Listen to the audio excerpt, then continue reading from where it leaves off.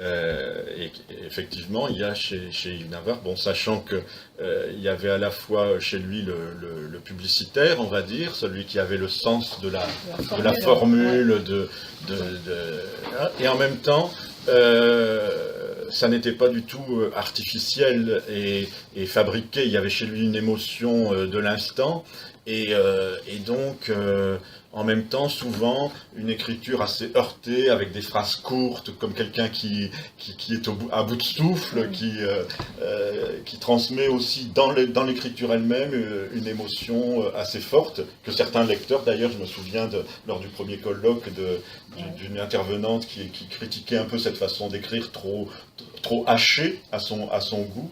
Or, moi, c'est ça aussi que j'aime. J'aime pas tellement les auteurs qui font des phrases de 3 pages avec des points-virgules par-delà, etc.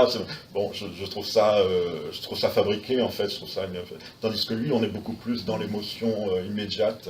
Il savait aussi faire des phrases très longues. En fait, Oui, il avait c'est des vrai mélanges assez étonnants. C'est vrai. C'était un vrai créateur, en fait. Je pense que personne d'autre n'écrit comme lui, même si on peut le dire de beaucoup d'auteurs. Il a vraiment une patte. Il y a un style particulier. Et c'est quelqu'un qui aimait beaucoup lire ses livres aux autres.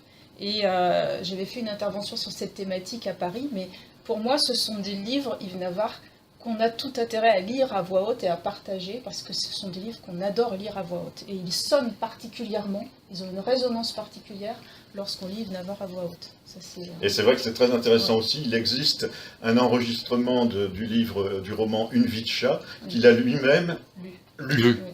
Et donc, en plus, là, on retrouve la voix d'Yves Navarre, et c'est très, très, très, très touchant et très...